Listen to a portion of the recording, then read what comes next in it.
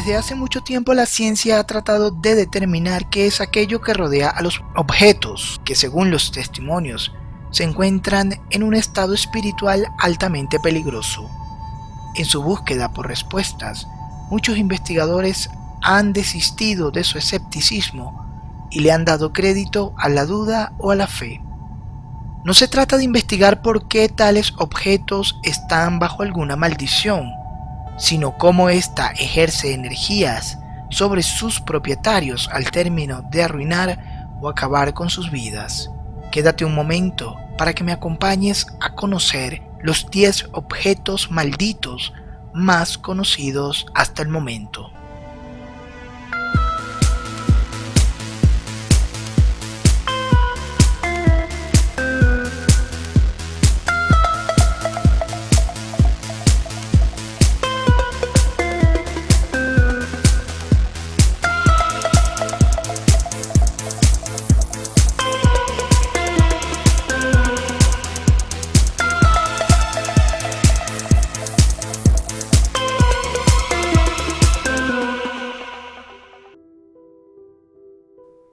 Es en Yorkshire del Norte, uno de los condados de Inglaterra, donde nace una de las leyendas acerca de uno de los objetos más temidos, con un número de muertes bastante curioso, relacionado especialmente con hombres: la silla de Thomas Busby, en la que se cree que quien se siente en ella está condenado a muerte.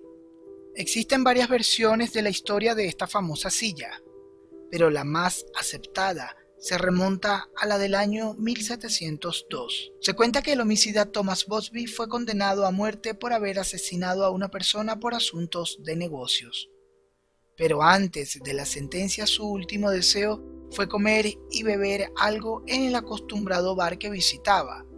Cuando terminó de comer y los guardias se disponían a llevarlo para cumplir su sentencia, poco antes de salir del recinto, maldijo la silla en la que se sentó y dijo que la muerte llegue a cualquier persona que se atreva a sentarse en esa silla. La silla fue preservada durante muchos años. Los rumores de que estaba maldita comenzaron a mediados de la Primera Guerra Mundial, cuando se observaba que los soldados que se sentaban en esa silla no volvían de la guerra. La historia más reciente cuenta que un piloto y un obrero en fechas distintas realizaron apuestas retando a la muerte y sentándose en la silla para probar que todo no era más que superstición. Hora después, el piloto fue enviado a una misión en la que murió por una supuesta falla en el motor del avión, y el obrero murió en una vivienda cuando el techo de ésta le cayó encima. Hoy día, el bar en el que se sentó Thomas Busby se convirtió en un museo dedicado a él y a la silla maldita, que está colgada en la parte más alta de la pared para que nadie se vea tentado a sentarse en ella. Las mujeres de Lemb, o la diosa de la muerte, como se le conoce, es una de las estatuas talladas en piedra caliza descubierta en 1878 aproximadamente en Lemb, Chipre. La historia de esta estatuilla se remonta al 3500 a.C. Representa a una diosa o un ídolo de la fertilidad. Su primer dueño registrado fue el señor Elfond, quien la tuvo en su poder durante 7 años. 7 años en los que los 7 miembros de la familia Elfond murieron por causas misteriosas.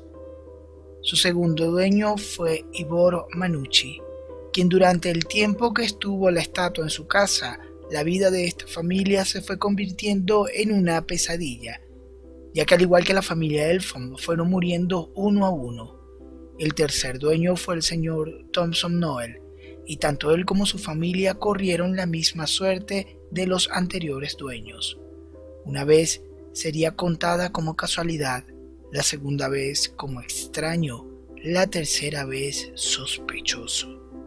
Pero al pasar por un cuarto propietario, Sir Alan Beaverbrook, fue catalogada de maldita, ya que tanto él como su esposa y sus 2 hijas murieron en extrañas circunstancias, mas los otros 2 hijos varones de Beaverbrook sobrevivieron. y a pesar de su incredulidad en la maldición del ídolo y de todo lo relacionado con el ocultismo, tenía mucho miedo por las muertes repentinas y extrañas de los miembros de la familia. Ambos hermanos decidieron donar la estatua al Museo Real de Escocia en Edimburgo, donde se encuentra actualmente. Pero si creíste que con esta donación la estatua culminaría la maldición, lamento informarte que no, porque poco tiempo después de que la escultura se resguardara en el museo, el jefe de la sección en la que ésta se exhibía murió repentinamente, llevando un total de 5 casos extraños hasta el momento conocidos y catalogándose oficialmente así como un objeto maldito, algo que el museo trata de no mencionar. Espejo de la plantación Myrtles. Myrtles es una de las casas que se cree más embrujada en los Estados Unidos. Queda en una plantación ubicada en Franceville, Luisiana, que se remonta a mediados de 1796 y se cree fue construida sobre un cementerio indígena. Hoy día se maneja como hotel y hospedaje, siendo su historia y leyenda el principal atractivo turístico. Se especula que por lo menos 10 asesinatos ocurrieron en esta casa, siendo el de William Winter el más popular en la plantación, quien fue acribillado por un desconocido. Luego de ser herido, entró a la casa y murió tratando de subir las escaleras. Falleció en el escalón 17º. Se dice que, hasta el día de hoy, los visitantes y empleados del lugar continúan oyendo sus pasos en las escaleras. Otros sucesos paranormales ocurren casi diariamente, pero de lo que más se habla es de un espejo que llegó a la casa en 1980. Los huéspedes de la finca han informado de figuras espectrales que salen del espejo, así como huellas de manos de tamaño infantil que en ocasiones empañan el cristal. La leyenda cuenta que el espejo contiene los espíritus de Sarah Woodruff y sus hijos, quienes murieron de fiebre amarilla, aunque otra hipótesis dice que fueron envenenados. ¿Tú qué crees? Un Deadbook representa en el folclore judío un espíritu maligno que anda en pena y que podría hacer mucho daño. Se cree que uno de estos espíritus se encuentra custodiando un viejo mueble para almacenar vinos, datado de la Segunda Guerra Mundial, perteneciente a un superviviente del Holocausto que murió en 2001, dejándola en oferta y siendo adquirida por un restaurador. Al abrir la caja, el comprador encontró que contenía 2 peniques de 1920, un mechón de cabello rubio, un rizo de cabello castaño y una pequeña figura que tenía grabada la palabra hebrea Shalom. Una vez que fue restaurada, ofreció obsequiarla a la nieta de su antiguo dueño. Cuando ésta contempló el mueble, fue atacada por una crisis de nervios y se negó a aceptar el presente. Varios de los dueños de la caja han informado sobre un extraño fenómeno que la rodea. Yofif Negev, la última persona en rematar la caja en eBay, sostenía que este objeto era la causante de la aparición de luces y fuegos en su casa, y responsable de que perdiera el cabello progresivamente. El mismo restaurador del mueble afirmó que la caja fue la responsable de causarle un ataque al corazón a su madre y que su negocio estuviera a punto de caer en la quiebra. Todos los dueños han comentado sobre un olor a amoníaco que proviene del interior de la caja y de terribles pesadillas acerca de una horrible anciana que se encuentra junto al mueble de piel.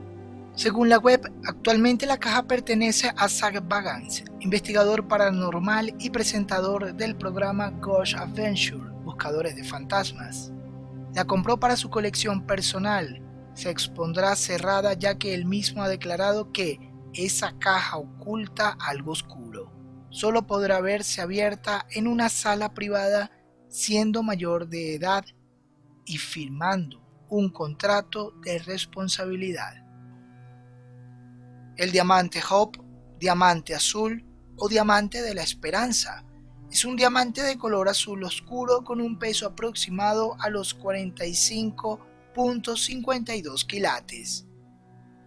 Luego de un riguroso estudio se comprobó que su color es debido a la presencia de trazas de átomo de boro en su estructura, lo que hace que esta pieza, valorada en $250 millones aproximadamente, sea única en el mundo. Habría que hacer un video solo de esta joya para determinar la trágica historia que la envuelve.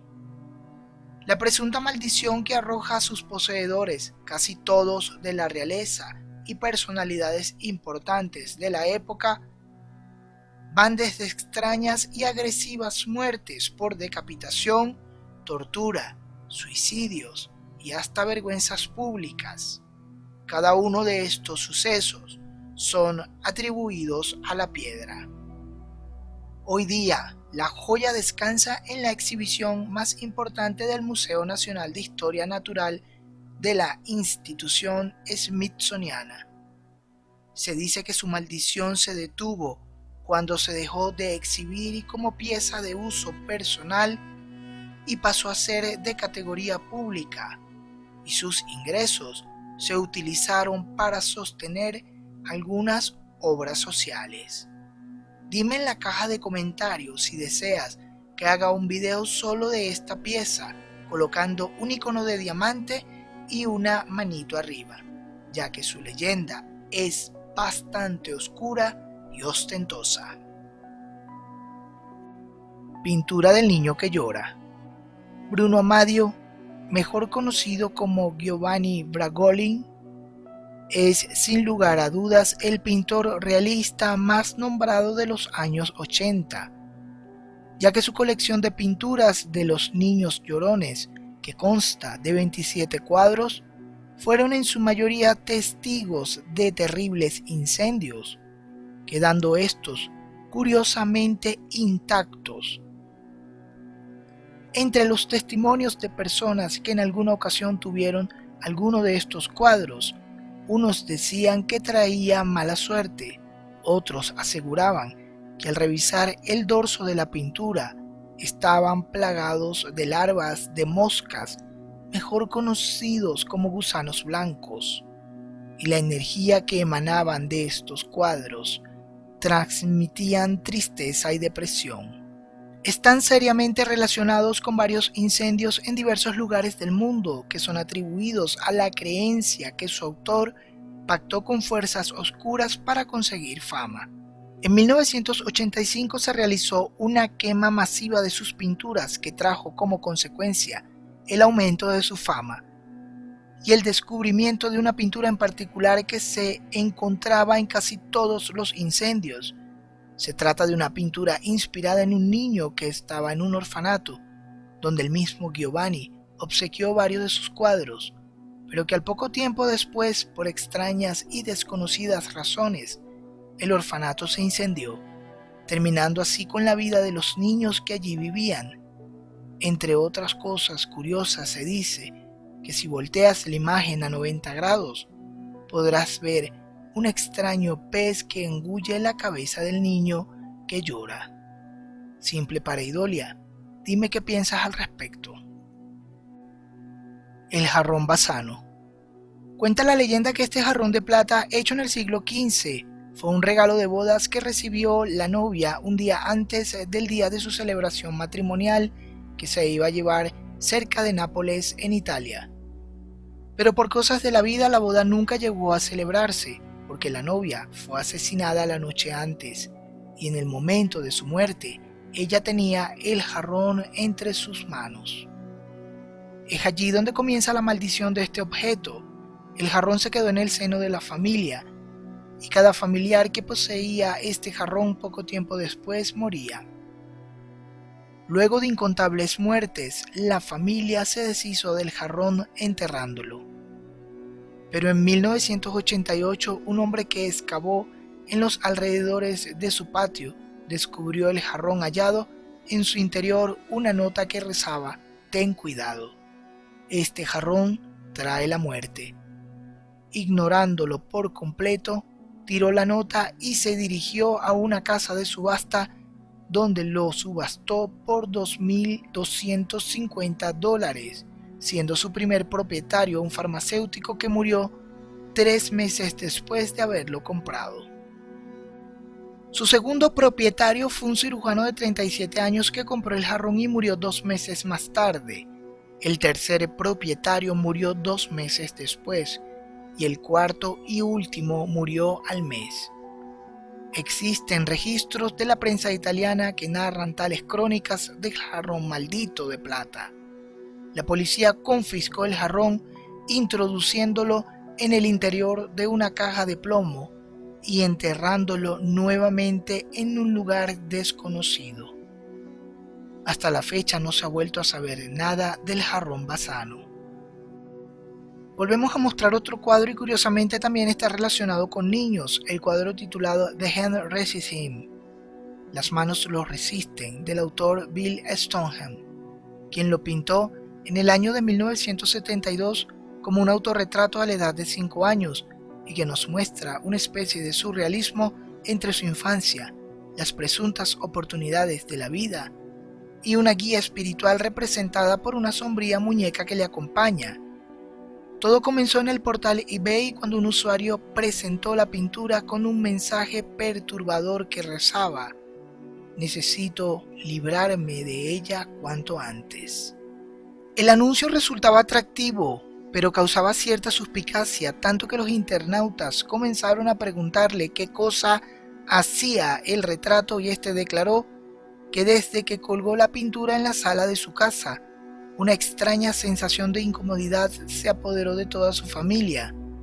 Su hija de 5 años afirmaba que podía ver a los niños en el cuadro peleándose entre sí, y como esa, otras historias rodeaban la escena retratada en la pintura. La conmoción que logró la atípica descripción de la venta de inmediato consiguió que la obra recibiera millones de visitas en un tiempo récord, tanto que el vendedor se vio en la necesidad de añadir una cláusula donde se eximía de cualquier responsabilidad por todos los daños que la pintura pudiera acarrear a sus nuevos propietarios. Asimismo explicó que se deshacía del cuadro porque ya no soportaba vivir con él. Se presume que pesadillas, cambios bruscos de estado de ánimo, como de la temperatura en su hogar, eran algunas de las reacciones causadas por la presencia de esta obra. De acuerdo con sus declaraciones, había localizado el cuadro en una fábrica de cerveza abandonada y le pareció que se vería genial en la sala de su casa, pero no sabía lo que le aguardaba. Mas aquí no culmina la historia. Cuando finalmente el cuadro fue comprado por una galería de arte por un costo de $1.000 y puesto de inmediato a la vista del público, no pasó mucho tiempo para que el personal de dicha galería aseguraran que tuvieron que llamar al sacerdote de la localidad para practicarle un exorcismo al cuadro, porque al estar frente a él las personas experimentaban una sensación de calor intenso, como si por el momento se hallaran en el interior de un horno encendido. Hasta el momento no se ha sabido más de esta obra de arte. Edward Heron Allen ha sido el principal protagonista de la siguiente historia. Poseedor de una joya también maldita, tan popular como el diamante azul de la esperanza, el zafiro púrpura de Delhi encierra un pasado bastante apesadumbrado, si se podría decir.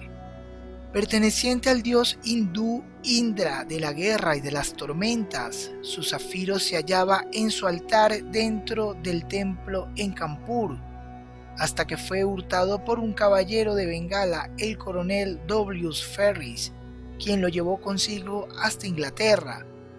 Ferris comenzó a sufrir una serie de desgracias financieras que llevaron a la familia al borde del colapso. Para resumir un poco la historia, el zafiro terminó en manos del científico y escritor Edward Heron Allen, quien había oído rumores de la maldición de la piedra por testimonio de uno de los hijos de W. Ferris, y lo experimentaba ya que comenzaba a ser víctima de la maldición. Entonces, decidió neutralizar su poder atándola a un anillo de plata formado con una serpiente de doble cabeza, añadiéndole también 2 escarabajos e inscribiendo sobre el anillo los símbolos del zodíaco. En los años que siguieron, la piedra estaba tranquila. El único indicio de que estaba maldita era la repentina aparición de un yogi hindú que acechaba a Heron Allen y que un día entró en el estudio de la casa familiar buscando desesperadamente el zafiro. Al tiempo, los acontecimientos extraños volvieron a ocurrir, llevando a Allen a la desesperación y tomando la determinación de arrojar la joya al canal Regents, un acueducto que tiene 13.8 kilómetros de largo. Allen, creyendo que se había librado de la maldición, estuvo en paz por unos cuantos meses, pero el zafiro volvió a sus manos, cuando la joya fue dragada del canal y llevado a un joyero local, quien inmediatamente reconoció la piedra como la que había montado un anillo para Heron Allen, devolviéndosela así. Envuelto en la exasperación, Allen empacó el zafiro de Delhi en 7 cajas llenas de amuletos. Luego lo depositó en la caja fuerte de su banco con instrucciones de que no se abriera hasta pasado 33 años luego de su muerte, con una carta que explica detalladamente la maldición de la joya. Si deseas conocer esta historia a fondo y el contenido de la carta de Allen, déjame un like y un comentario. Hasta ahora, de todo lo que hemos hablado ha tenido que ver con objetos tangibles. ¿Pero qué de una maldición a través de un código? Pues hubo un número de teléfono maldito que era el siguiente. La leyenda no es tan antigua como las anteriores, ya que nace en 2001, y para tratarse de un simple número telefónico ha dejado estragos a sus poseedores. Su primer propietario fue Vladimir Grafnov. Era dueño de una compañía búlgara y muere de un ataque al corazón poco tiempo después de recibir el número de teléfono.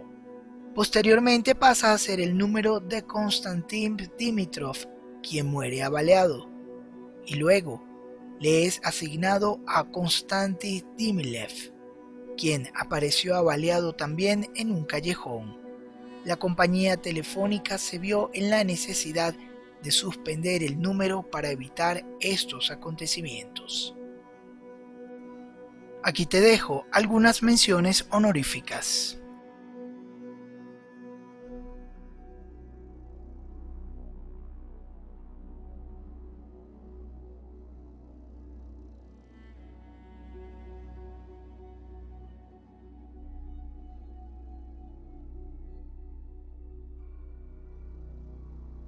Dime cuál de todos estos objetos te ha parecido el más interesante y por qué. Déjame en la caja de comentarios si has escuchado o has visto algún objeto o artículo que posea alguna maldición. Como siempre, te dejo con la publicidad de mi libro.